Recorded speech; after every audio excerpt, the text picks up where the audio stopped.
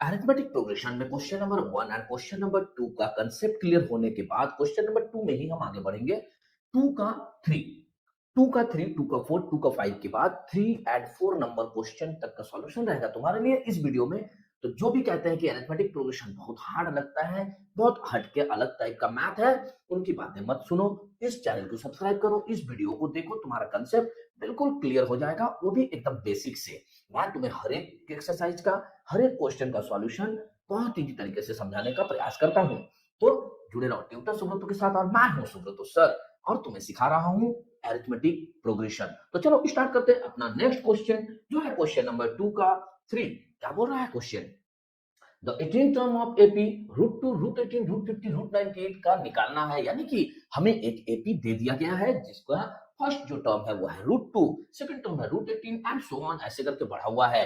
तो हमें पूछा है 18 टर्म क्या होगा, बताओ। हम एक एक करके 18 टर्म को नहीं निकालेंगे, हम सीधा जो सॉल्यूशन अब तक हम जानते हैं हम उसको लिख लेंगे। कि सर जी, हमें तो पता है ना ए कितना है, √2 है। हमें पता है डी क्या होता है, A2 माइनस A1। A2 कितना है सर, √18 माइनस A1 कितना है, √2। तो √18 माइनस √2 कैसे निकालेंगे? √18 निकालने के लिए हम लिख सकते हैं ना यहाँ पे 3 √2 और माइनस √2। अब तुम बोलोगे कि सर 18 के लिए हम 3 √2 कैसे लिख दिए? तो भाई अगर 18 का तुम फैक्टराइजेशन करो ना तो निकलेगा 2 9 जा 18 और 3 3 जा 9। तो ये जो 2 3 आया है, ये अगर 3 इंटू 3 अंडर रूट में रहता है, इसका मतलब रूट और स्क्वायर कैंसिल होकर केवल 3 बाहर निकल जाता है। और ये जो 2 है ये इसके साथ √2 में ही रह जाएगा, क्योंकि ये अकेला 2 है। तो इसलिए 3 √2 माइनस √2। तो इस तरह से तुम इसको फटाफट खुद से सॉल्व कर सकते हो। इज इक्वल टू अगर हम करें 3 √2 माइनस √2 तो क्या हो जाएगा, 2 √2। यानी डी हमें मिल गया और 18 टर्म निकालना है। यानी कि 18 क्या है हमारा, n है। तो n इज इक्वल टू 18 लिख देने के बाद हमें निकालना क्या है, an का फॉर्मूला हमें पता है, a plus n minus 1 into D, ये फॉर्मूला होता है। अब बस कुछ नहीं करना है, सारे वैल्यूज को अकॉर्डिंग टू यहाँ पे पुट कर दो। a का वैल्यू है √2, तो a की जगह पर √2 प्लस n की जगह पर 18 माइनस 1 इंटू डी की जगह पर 2 √2। हो गया, काम खत्म। √2 प्लस इसको अगर सॉल्व कर लीजिए तो 17 इंटू 2 √2, यानी कि √2 प्लस 17 टू जा 34 √2, यानी कि √2 प्लस 34 √2 35 √2। ये हो गया तुम्हारा आंसर। कितना इजी है, 18 टर्म 35 √2। Got it? तो इसी तरीका से इजी प्रोसेस से पूरा का पूरा एपी एक्सरसाइज को हम खत्म करने वाले हैं। अब देखो तो जरा क्वेश्चन नंबर 2 का 4 क्या कह रहा है। बोल रहा है 9 टर्म निकालो इस एपी का, 3/4, 5/4, 7/4, 9/4 के लास्ट वाले 4 को तुम इग्नोर करना, वो गलती से लिखा गया होगा क्वेश्चन में। तो फिर हमारा डेटा दिया हुआ है, उस डेटा को सबसे पहले हम लिख लेंगे। क्या लिखेंगे, क्या लिखेंगे, a1 यानी कि a इज इक्वल टू 3/4 है, b इज इक्वल टू तो हमें पता है ना a2 माइनस a1 यानी कि 5/4 माइनस 3/4। इसको अगर तुम सॉल्व कर लो तो एलसीएम निकलेगा 4, 5 माइनस 3 यानी कि 2/4। इसको अगर कैंसिल करोगे तो 1/2। 1/2 क्या हो गया तुम्हारा, ये हो गया तुम्हारा d, यानी कि कॉमन डिफरेंस। तो कॉमन डिफरेंस जैसे ही निकल गया, हमसे पूछा 9th टर्म, ये 9 क्या होगा, n होगा। और हमें फॉर्मूला पता है ना, an is equal to a plus n minus 1 into d, यानी कि a की जगह पर हम रख देते हैं 3/4, n की जगह पर हम रख देते हैं 9 माइनस 1 इंटू डी की जगह पर हम रख देते हैं 1/2। अब जरा इसे सॉल्व करता चलो तो कितना हो जाएगा, 8 इंटू 1/2। यहाँ हम इसे कैंसिल कर सकते हैं 4 बार में, यानी कि 3/4 प्लस 4 तो 4 एलसीएम ले लेते हैं, 3 प्लस 4 4 जा 16, यानी कि 19/4। ये हो गया हमारा 9th टर्म इस एपी के लिए। Got it? तो फ्रैक्शन वाला मैथ में भी अभी नहीं डरना है, एकदम स्टेप बाय स्टेप डेटा को पुट करना है। a इज इक्वल टू कितना डिफाइंड कर लेना है, n दिया हुआ क्वेश्चन में, और an का फॉर्मूला अब तक तो हमारे दिमाग को समझ में आ चुका है, a plus n minus 1 into D. तो समझ में आ रहा है तो वीडियो को लाइक करो, चैनल को सब्सक्राइब करो और शेयर करो अपने फ्रेंड सर्कल के साथ, ताकि हर एक बच्चा सीख सके इजी प्रोसेस से मैथ को खुद से सॉल्व करना। तो चलो नेक्स्ट क्वेश्चन को सॉल्व कर लेते हैं। क्वेश्चन नंबर 2 का 5 क्या बोल रहा है question, the 15th term of AP -40, -15, 10, 35 and so on.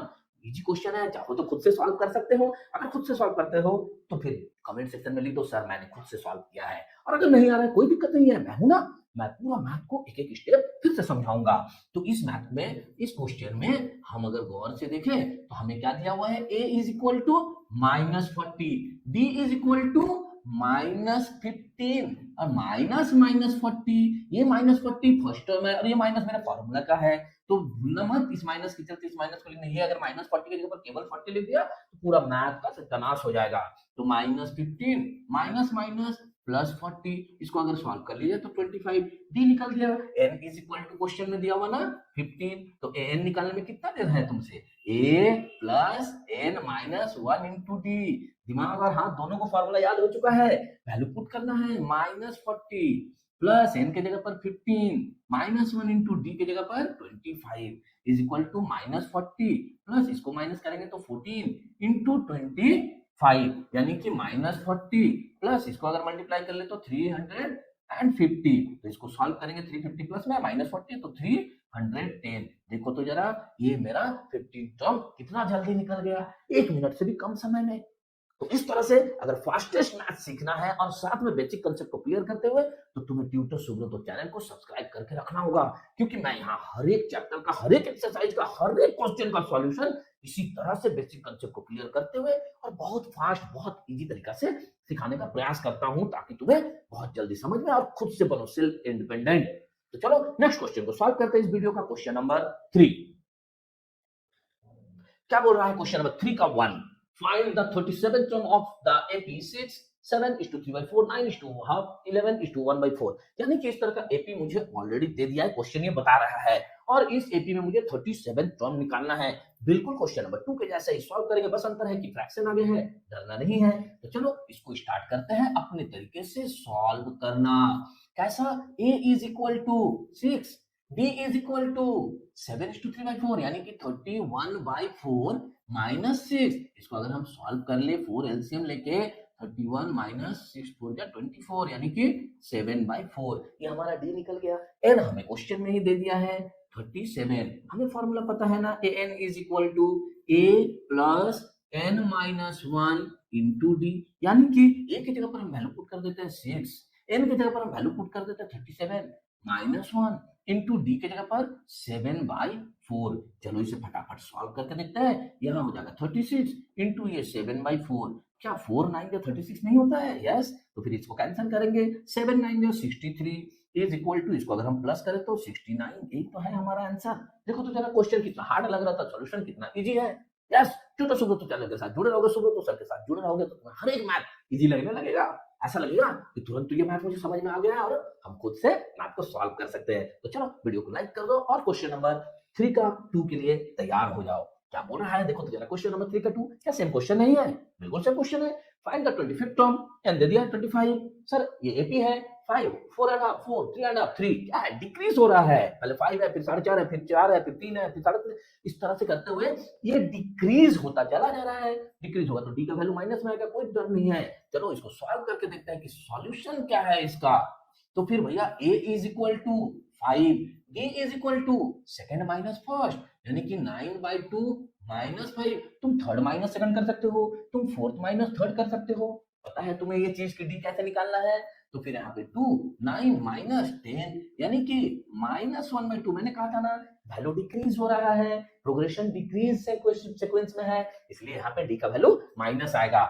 n is equal to, मुझे क्वेश्चन में दे दिया है 25, यानी कि हम n इज इक्वल टू जब निकालें a plus n minus 1 into d is equal to a का वैल्यू 5, n का वैल्यू 25 माइनस 1 इंटू डी का वैल्यू -1/2, ये माइनस लिखना मत भूलना। तो फिर 5 प्लस ये कितना हो जाएगा 24 इंटू -1/2, ये तो कैंसिल हो सकता है ना 12 से, तो 5 ये क्या हो जाएगा प्लस माइनस माइनस, क्योंकि दोनों मल्टीप्लाई में है ना, तो 12 बन जाए 12, क्या आंसर आ जाएगा -7। देख रहे हो, देख रहे हो, सीख रहे हो, समझ रहे हो, बहुत इजी कंसेप्ट है एटी का, अरिथमेटिक प्रोग्रेशन, नाम से आदमी डराते हैं।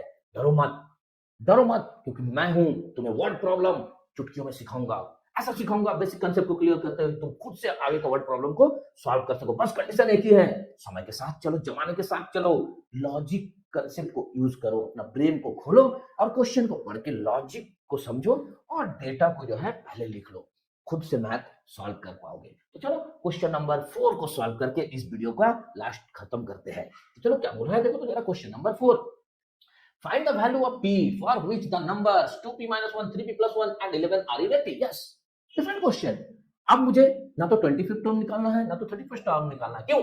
क्योंकि हमें अब nth टर्म निकालना आ गया है। Formula n = a plus bracket में n - 1 into d। बस इस फार्मूला का यूज करके आप कोई सा भी नंबर का टर्म पूछिए, हम उसका आंसर निकाल सकते हैं, आपको बता सकते हैं। लेकिन क्वेश्चन नंबर 4 तो डिफरेंट आ गया। बोल रहा है एक एपी दिया हुआ है 2p - 1 3p + 1 and 11 data a1 a2 a3 और बोल रहा है वैल्यू निकालो p का और उसके बाद हेंस फाइंड द नंबर। तो बात की बात है, पहले p तो निकले कैसे। चलो सॉल्व करते हैं बहुत इजी तरीका से, बहुत ही आसानी से। देखो सबसे पहले हम लिख लेंगे गिवन डेटा यानी कि a1 = 2p - 1, a2 = 3p + 1, a3 = 11। देख लिया है ना क्वेश्चन। हमें पता है ना कॉमन डिफरेंस क्या होता है, d1 = होता है a2 - a1, हम निकाल सकते हैं कि नहीं, और d2 = होता है a3 - a2, हम निकाल सकते हैं कि नहीं।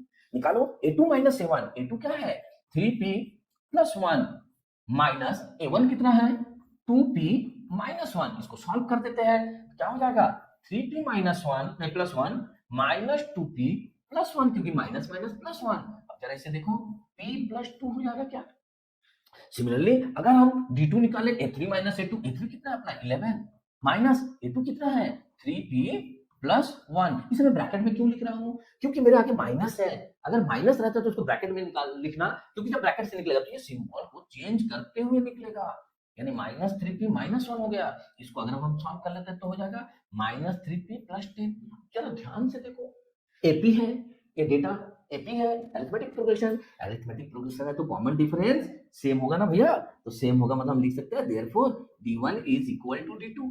अब d1 क्या है अपना p + 2, d2 कितना है अपना -3p + 10। हो गया, लीनियर इक्वेशन आ गया, इजीली सॉल्व कर सकते हो। देयरफॉर p, ये 3p को लेफ्ट हैंड साइड में लाएंगे तो +3p हो जाएगा, इक्वल टू 10। इस 2 को राइट हैंड साइड में लेंगे तो -2 हो जाएगा, यानी कि 4p = 8, यानी कि p = 8/4, यानी कि p = 2। ये तुम्हारा पहला आंसर निकल गया। p का find the value of p। अब जैसे ही p निकल गया हमसे पूछ रहा है नंबर्स कौन कौन है मेरा नंबर। हमें तो पता है a1 है मेरा नंबर, a2 है मेरा नंबर, a3 है मेरा नंबर। a1 क्या है 2p - 1, यानी कि 2 इंटू जहां भी p देखेंगे वैल्यू पुट कर देंगे, p का वैल्यू 2 आया है, -1 = 4 - 1, यानी कि 3। अब अगर a2 निकालेंगे 3p + 1, वैल्यू पुट कर देते हैं 3p + 1, यानी 3 इंटू 2 + 1, यानी 6 + 1 यानी 7। और a3 ऑलरेडी क्वेश्चन में ही दिया हुआ है 11 है, तो क्या ये तुम्हारा तीनों ही AP का नंबर नहीं हो गया, a1 a2 a3। Got it, समझ में आया। फिर भी अगर कोई कंफ्यूजन रहता ना कमेंट सेक्शन में मुझे पूछना, मैं कुछ दूसरा प्रोसेस से प्रयास करूंगा कि तुम्हें समझा सकूं। अगर वीडियो से फायदा हो रहा है, चैनल से फायदा हो रहा है तो चैनल को सब्सक्राइब करो, वीडियो को लाइक करो, कमेंट सेक्शन में थम्स अप दे दो और चैनल को शेयर करो अपने फ्रेंड सर्किल और रिलेटिव्स के साथ, ताकि हर बच्चा सीख सके खुद से मैथ को सॉल्व करना। बने रहो चैनल के साथ। नेक्स्ट वीडियो में रहेगा क्वेश्चन नंबर 5 एंड अबव।